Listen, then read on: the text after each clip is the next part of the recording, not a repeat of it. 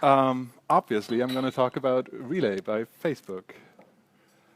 I'm going to give you a little introduction, talk about some features, show some examples, not live coding, um, talk about some alternatives, and try to answer some of your questions.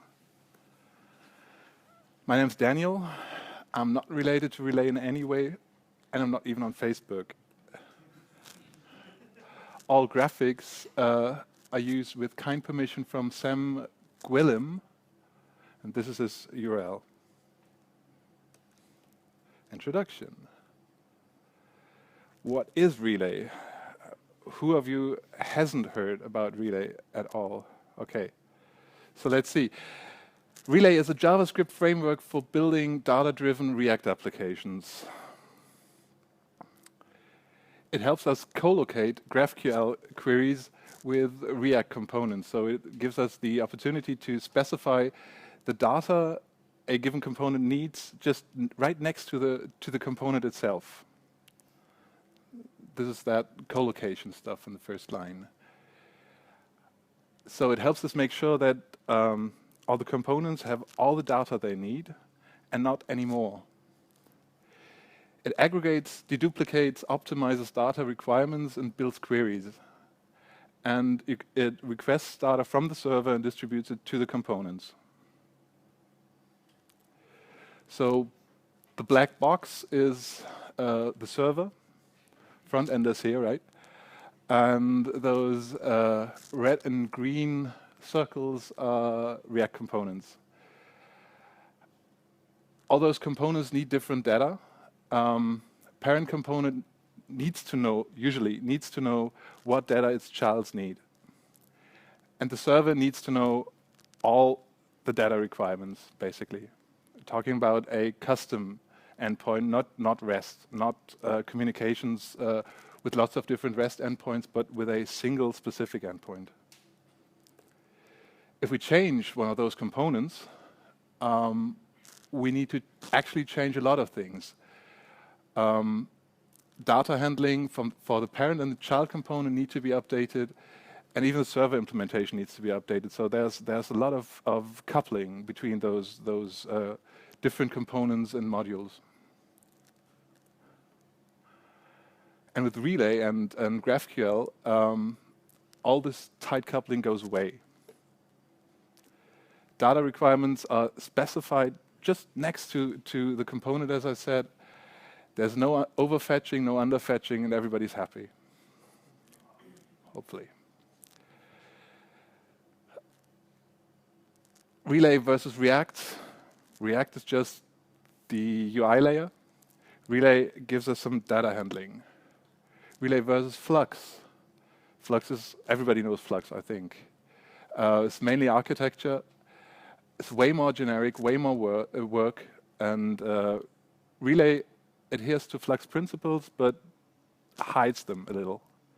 It makes it way easier to reason about your application, once again.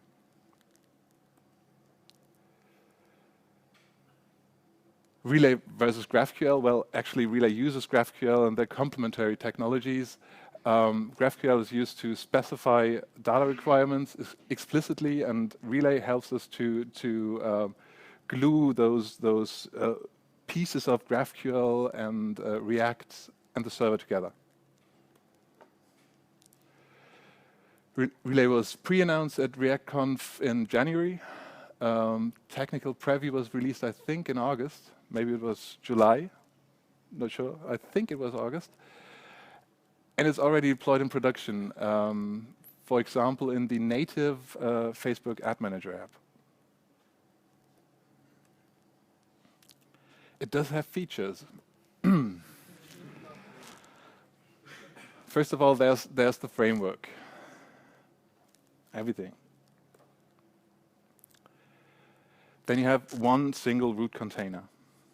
The root container wraps the component, a React component usually, and a route constructs a query and renders the UI and spinners and whatnot. Then there's a route, which has nothing to do with REST or URLs or whatever. It's just a way to to complete those fragments defined in your React components, basically. For example, it may inject an ID in a list. So in all those list item components, you just specify what data that component needs, and for that list, you need to have something inject the IDs. Okay. Then there's another container, which is a higher order React component. So it wraps other React components. Yes, React component. And then that's something everybody here ought to know. A plain React component. Doesn't change anything, except it gets some superpowers.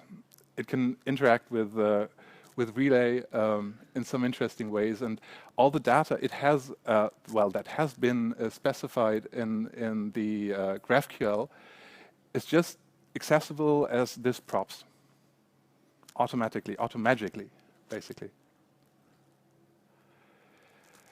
Some more general components. There's a network layer which is interchangeable. The default implementation just works with GraphQL Express, the default implementation in JavaScript. Then there's a schema copy. A copy of the complete GraphQL schema helps us validate queries. Well, and there's that mutations feature that Björn was already talking about. In this case, in Relay, it's not just the mutations, but also, for example, optimistic updates. So we can update our UI before the server state is changed. There's quite a lot of convenience in there. Some examples. Well, this is basically a plain vanilla React component. By the way, this is just the example from the Relay homepage. And then there's that second thing, that export.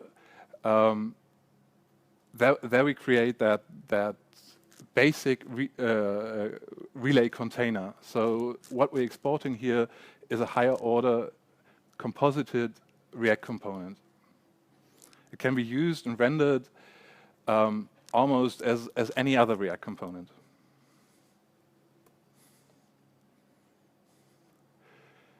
And here we're using that T component to compose a list.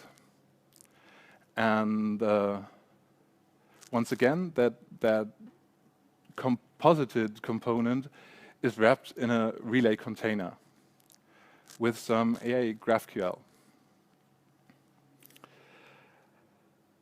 In this case, it just gets the fragment we defined earlier, the GraphQL fragment we defined earlier, from the T component, and just adds it into the composited GraphQL component, or, well, however. Then there's that route we were talking about.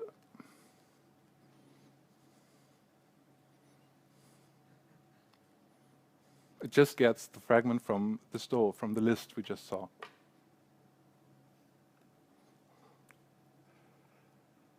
And now we render. So we get the T-store, we get the T-home route, pass it to that root container type, and just render it into our mount node. Let's see. Wie geht die Maus?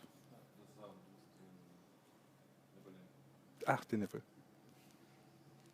Well, it's not that amazing what's going to happen. It's just rendering the T list. By the way, if you do care, and I'm going to share those slides a little later, the GraphQL schema is just right here. So that's just some static mock data in here. Let's see.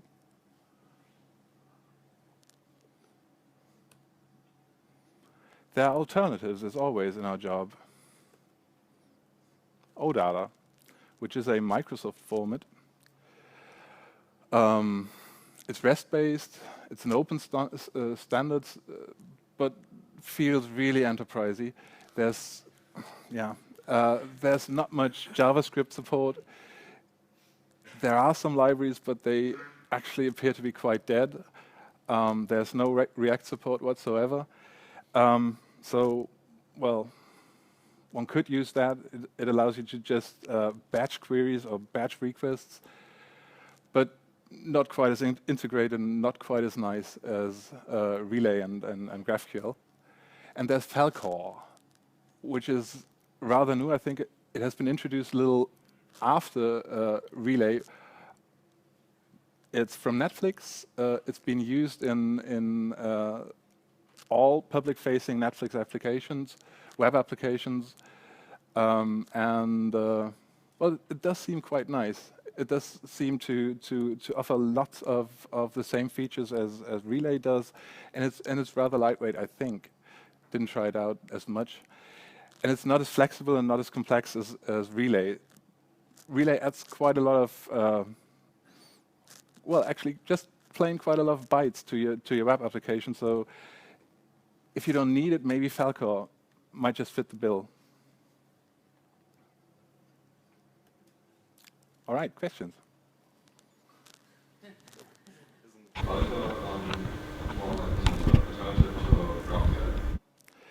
Actually, it's also data access framework. It does some server communication. So it's not just Relay. It's everything in one bunch. Oh, I will do.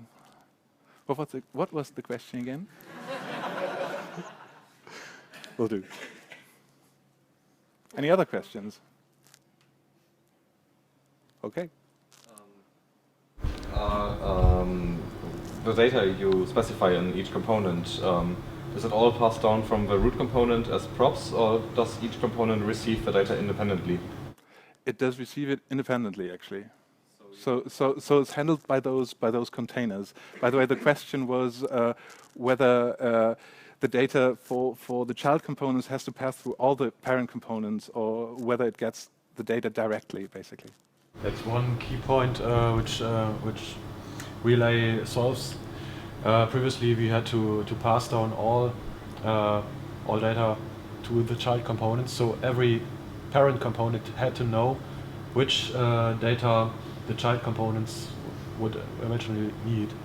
And because we are wrapping every component in a Relay component or container, you don't have to pass it down the root.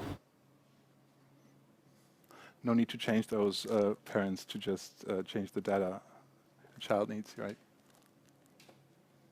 Yes? Does it make sense to combine Flux architecture with Relay? Yes, actually it does. As far as I know, in most Facebook internal applications, they do use both. They use Flux for some general application state stuff, and Relay just for the heavy-duty data access stuff. So it really makes sense. Yeah. If I get it right, Flux is for creating a data flow, and Relay is for creating convenient data mappings. Is that right? I didn't get that last part. It's for creating convenient data mappings, mappings to the giant components. So it's independent of Flux in every way, isn't it? Well, not complete questions. That wasn't a question. No.